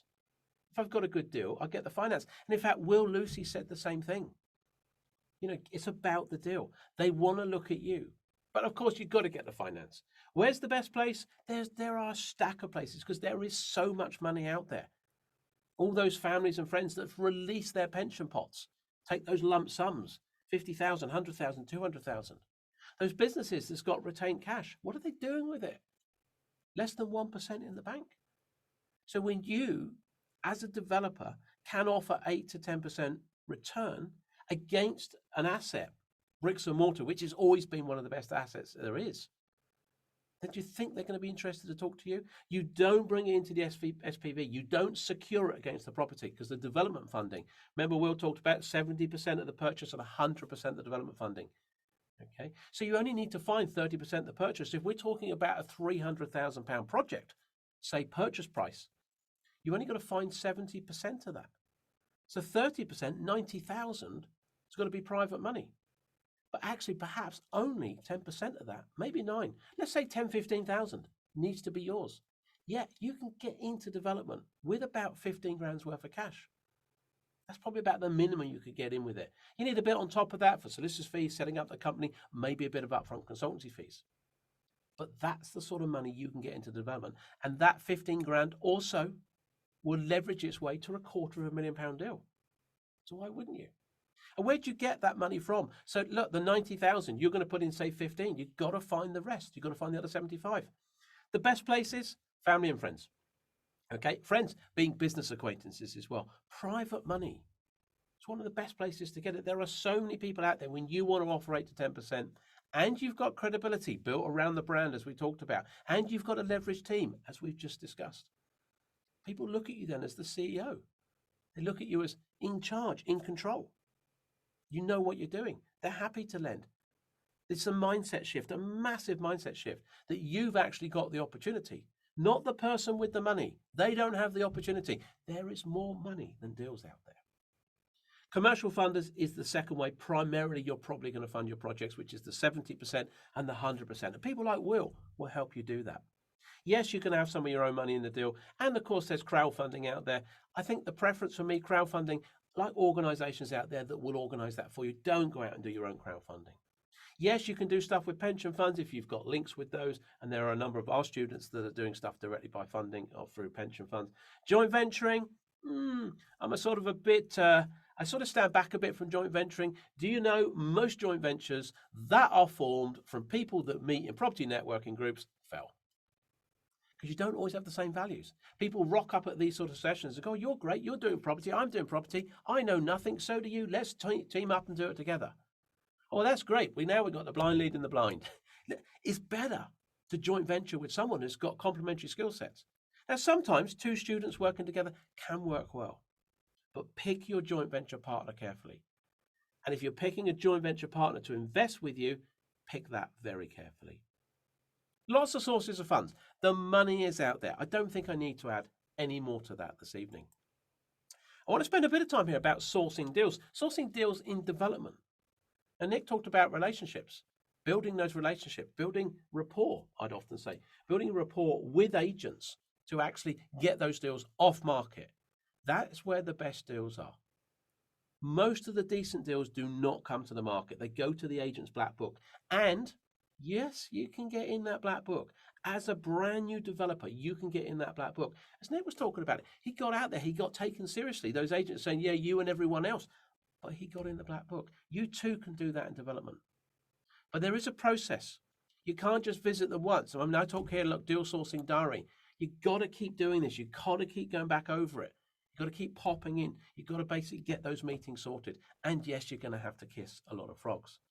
If you're out there and you think the best way to find deals is literally sign up to the portals, wait for the alerts, sit back in your PJs, you're going to take a while. Not saying that won't work, but actually in parallel with that, you want to do a number of other things. You want to be searching stuff off market. You want to be going direct to vendor, but you definitely want to be building relationships with agents. But the important thing I would say, when you're trying to source deals, it's not just finding a building. And I talk about a building because I don't really want you to do land development. For your first project, I don't want you to do land development, and I'll tell you why in a minute. So let's assume we're going to find a building and we're going to convert that building, okay? We're going to convert it from one use to another use. Okay, so we might take a commercial building and we might turn it into residential. Well, we could do other things, but let's just talk about taking a commercial into residential this evening. Because you are putting a massive uplift on that. If you take a commercial building with one value and you turn it to residential, it is a significant uplift in value. But as I say here, it's not just about finding a building. I've seen many a new student come in and say, I found this, but it doesn't work, and they let it go. I found this, but it doesn't work, I let it go. I saw that, I didn't think it worked, I let it go. So it's not just finding a building, it's knowing what to do with it. And that is probably one of the biggest things. You've got to know what to do with it. Interesting, the student I think it was Birmingham that Nick had, and he showed you how he carved that up. He knew what to do with it. He lowered all the floors. He played around with it. A little bit scary, as he said, for him on the first time round. Probably not anymore, but actually he knew what to do with it. The same principle applies to development. When you know how to cut and carve a commercial building and turn it into residential, you know how to sweat the asset the most, you're probably going to better pay more than anyone else for that building, which means you can probably buy that building. It's not just about buying deals below market value. It's about knowing what to do with a building, sweating the asset, having that relationship with the agent, and actually getting in there and doing something. And part of that process is block planning. Now, this is quite alien to a lot of people. A lot of people go, I don't know if I can get my head around that. That's brand new to me. Now, some of our students are actually on here this evening, and I'm sure they'll tell you that the block planning it takes a while to master. But you can get into it. I mean, even Rob himself is pretty good now at block planning, aren't you, Rob? So I'm sure he gives me a thumbs up and say he is. But Rob is mastered the skill of taking a building. Yes, I'm great, Richie. Yes, he's great. Rob actually thinks he's great as well, and I think he's not too bad. I've seen some of his block planning at some of our sessions. Look, take an existing building like this. What do you do with it? How do you carve it up? You need to understand this process. Otherwise, you're just bidding like everyone else. You want the edge. You want to know how to do something different. So when you can master the art of block planning and you can say, I know what I can do with it. I can take that. I can turn it into 5 flats. Okay. Now this scheme was actually done prior to national space standards coming in. So a couple of the flats are below 37 square meters, but don't worry about that for today. This principle of, can you take a building and lay it out in broad terms to get more units in it, to sweat that asset more than anyone else? Imagine if you could do that. Would that be good? If you knew how to get, say, 5 flats and everyone else who didn't know could only get 4, would that mean you could pay more money for that? Would that mean you're more likely to get that deal? You answer that for yourself. I think the answer is probably yes. So knowing what to do with a building is fundamental. Otherwise, those opportunities will just pass you by. So it's about not just finding buildings, it's knowing what to do with it. So when we're talking about these pillars and pillar 5 deal sourcing, you need to know what to do with it. Now, on top of that, there are hidden opportunities. There are things out there that a lot of people don't even look at. They don't even know that they can do things with them. Now, I'm just going to touch on here permitted development. Okay, I'm going to be touching on that a little bit more when I talk around pillar 7. But permitted development is a right to change the use of a building. I'm going to come back to that in a minute. Now, all of these uses here, which one is perhaps the hidden opportunity? Which is the one that perhaps other people aren't looking at? Which is the one which will give you the best chance of maximizing your profit? Well, out of that list, it's light industrial. Because a lot of people don't know how to convert a light industrial building. How would you even begin to convert that building? How would you even begin to understand how you could do something with that and turn that into residential? A lot of you are probably thinking, well, I've got no idea. I haven't got a clue. But what if you did have a clue? What if you could be taught that stuff? What about taking something like this that you'd probably just drive by? I mean, it's a bit of a mess, isn't it? But that is an ideal residential scheme. That is a great place to start in development. We teach small scale property development, the starting point. And actually, you don't need to go bigger than small scale. You can do small scale development and easily earn £500,000 a year. Okay, I don't say easy in terms of it's going to be easy to do, but small scale development will yield you £500,000 out of a deal. I don't know, how much do you need? What do you need? I mean, you answer this to yourself. £250,000 a year, would that do you? Would that make a difference? How does that outshine your buy-to-let portfolio? And what about actually if you took £250,000 and you just took 50 out of the pot, you put the other 200 and build your portfolio? You will build your buy-to-let portfolio significantly quicker. But back to these industrial buildings. Would you look at this? Would you know what to do with it? What about that? It's a bit of a looker, isn't it? I mean, it's a horrendous thing. How would you convert that building? And people aren't looking at these. And just think about these buildings.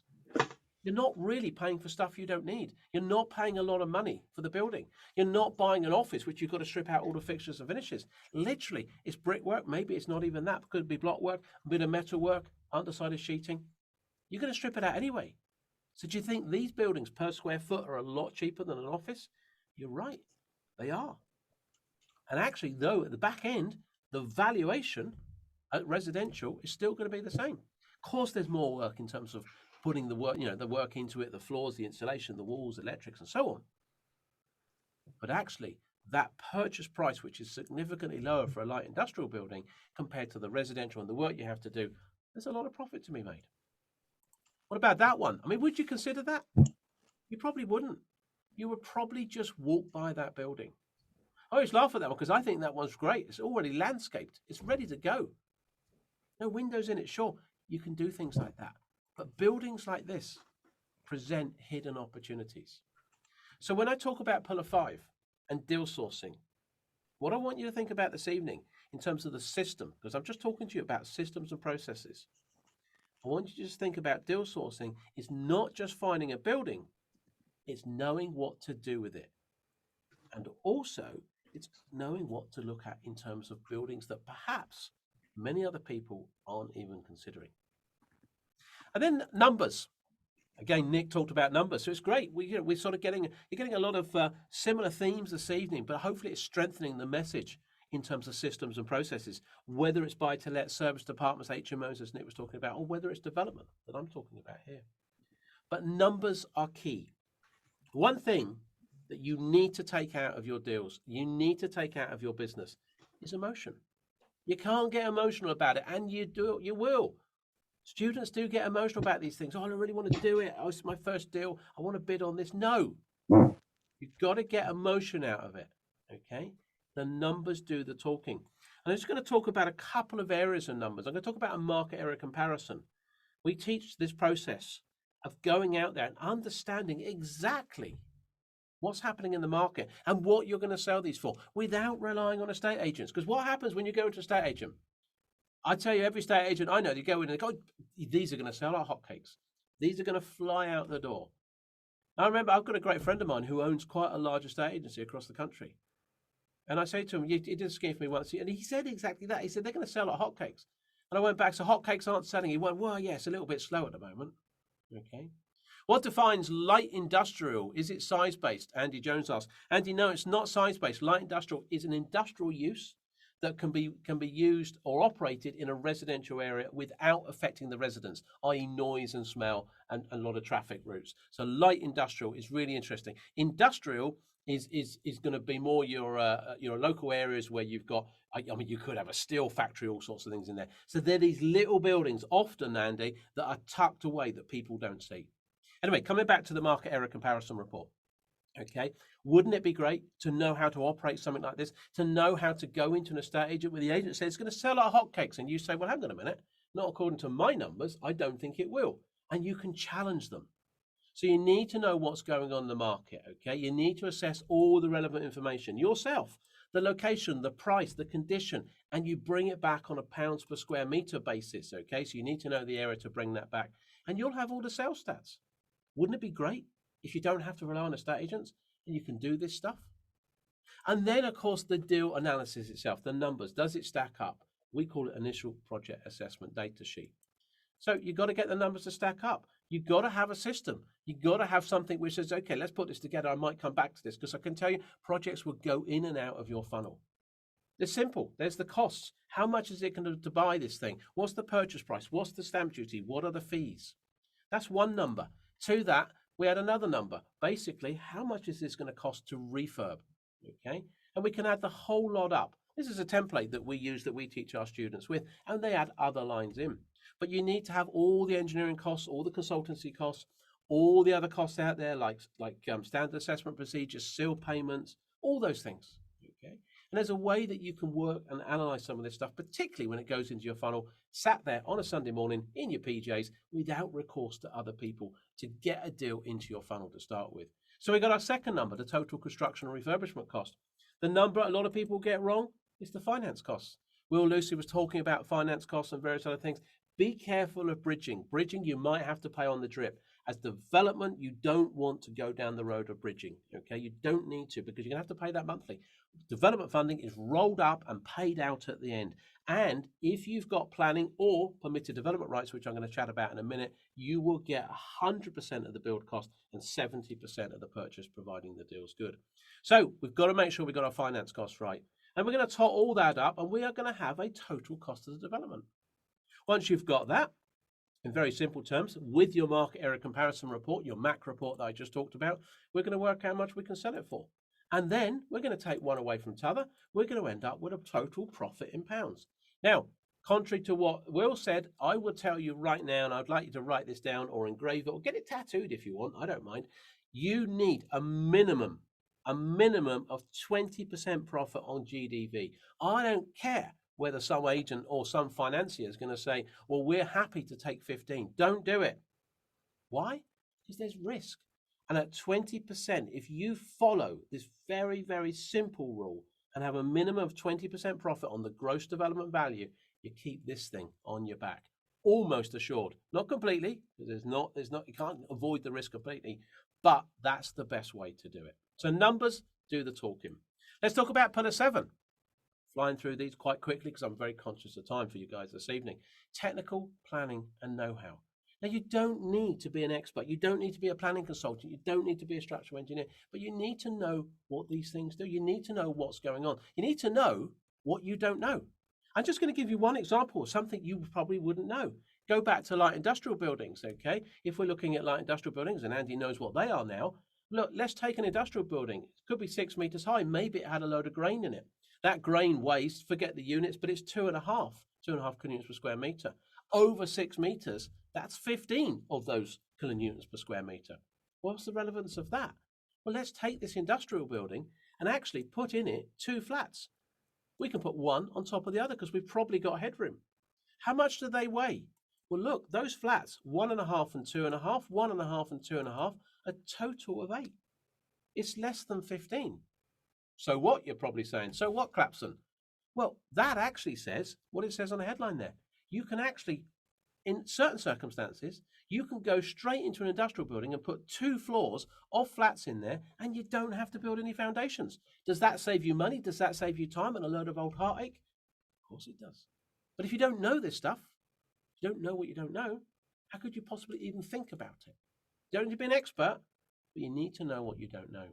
And the other thing you need to know, okay, you need to know what you don't know about planning. These are all the old references, Part A, Part B, Part C, Part D, sui generis. You need to understand about planning and permitted development rights. Nick was talking about a deal that took 3 years that had to have planning. Now, I know in Scotland, we don't have the permitted development rights, the same, and nor do we in Wales. But in England, we do. And we have a lot of Scottish students that actually come across the border to develop, and the same from Wales. Northern Ireland, slightly different. But actually, permitted development rights is where you want to go. Okay, a lot of changes in the planning system and trying to understand it. There's a big use class that come in. It's a bit of a super use class, and within that use class is a whole load of buildings. In fact, it's the same list I showed you earlier. A whole range of buildings have come into this use class E. And on the 1st of August this year, all of those buildings can be converted into residential. Yes, there's a few rules around them. It's called Class MA. They can be converted into residential without the need for full planning permission. That means you're not going to take 3 years, as Nick was talking about, a friend of his or a colleague of his took. Yeah, you might take 18 months to do the whole thing beginning to end. But actually, guess how long it takes you to get your permitted development right? 56 days. After 56 days, you can get on with it. Do you think you need to know this stuff? I would say yes. There's another one, permitted development right class G. There are lots more, but MA and G, write those down. Permitted development class MA and G are probably the most important. So you can actually go off and develop buildings. So pillar 7, technical know-how. You need to know this stuff, okay, at a high level as a CEO. And finally, pillar 8. Imagine if you did 1, 2, 3, 4, 5, 6, and 7 absolutely perfectly, but you failed on pillar 8. It's gone. Grand Designs. Anyone watch Grand Designs? I think the last one's on tonight or something. Anyway, Grand Designs. What happens every time Grand Designs gets done? They go over budget and they go over time, and they have a bit of a laugh about it. But they don't need to. You need to control projects. You need to control the contract. You need to have a proper contract. JCT is the most familiar, but there's all sorts of these out there. But you need to understand what type of contract, how is it put in place, who puts it together, and who's it between. You also need to be aware of health and safety. Do you know this is the only thing that can send you to prison? And I don't want you to go to prison. But if you mess this up, you screw this up, then you could go to prison if someone died. This is serious stuff. Imagine if you didn't know this. You'd be in prison. I'd bring you some grapes, but that's about the best I could do, I'm afraid. And then communication and information exchange. Do you know the biggest person, the one that actually makes a project overrun on time, on budget? Who is it? It's you. It's the client. And just simply, look what I've done here. I've stopped you giving instructions to the contractor, maybe the professional team, but primarily the contractor. Now, I know a lot of students go, I've got a bit of an ego. They don't say that, but they have. I want to give instructions. I'm the client. Of course I want to give instructions. No, don't give instructions. Keep yourself separated. The project manager will then control everything by paperwork. Otherwise, you'll go on site and the contractor says, what about moving these doors? And you go, that's a good idea. Then you get a £2,000 bill at the end. It's about controlling the information and communication on the project. And it's about a system of following through the design. There is a RIBA stage where RIBA, Royal Institute of British Architecture, there are stages that we work through in this industry. There are processes that the whole design system works to. You need to understand them.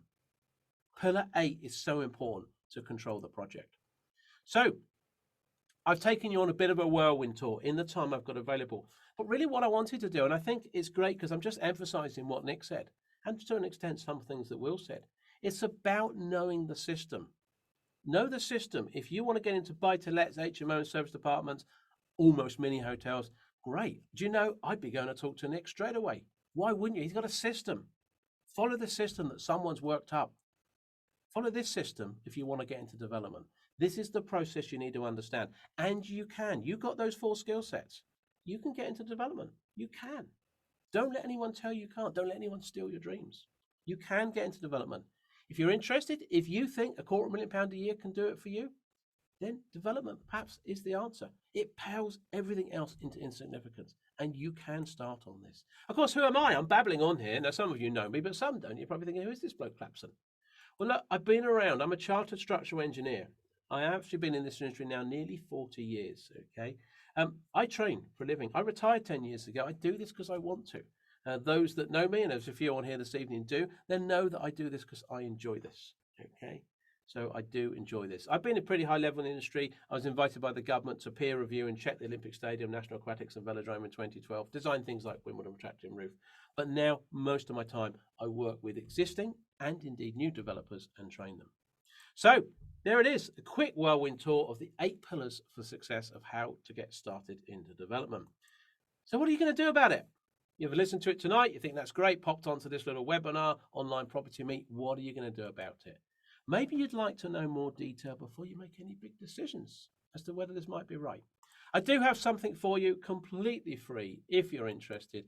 If you want to come and spend a bit more time when I can talk a little bit slower, if you want to come and spend a free half-day training with me, it's called the 6-Figure Roadmap.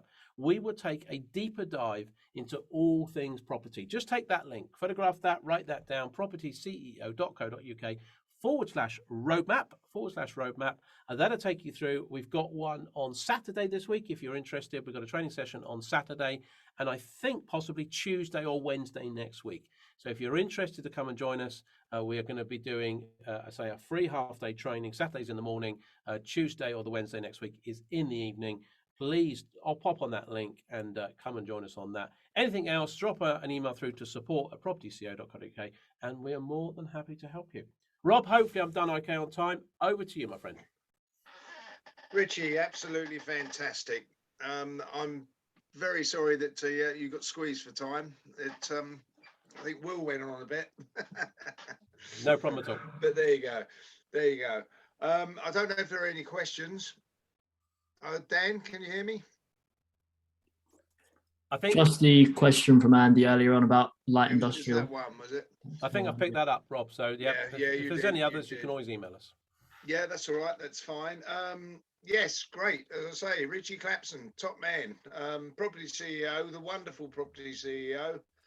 Can thoroughly recommend them. Also, Nick Claydon, thank you very much for your speech and your presentation. It's very, very interesting. And also, of course, Will Lucy, who were talking to us earlier about the financial side of everything. Where are we? We were just about on time. Just about on time, 9 o'clock. So you can go away and do whatever you're going to do, Richie. We do have a WhatsApp group. We do have a Facebook page. If anybody wants to get involved with that, just get in contact with us and we'll be pleased to facilitate that. 2022, January the 5th, another year.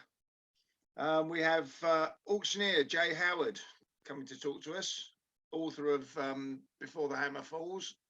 And also we're going to have Darren Hutton talking about when you build your property, the energy equipment that you need to install these days. So that's about that. If there's any other comments from anyone, any questions? Dan, is there anything? Can you see anything? I can't.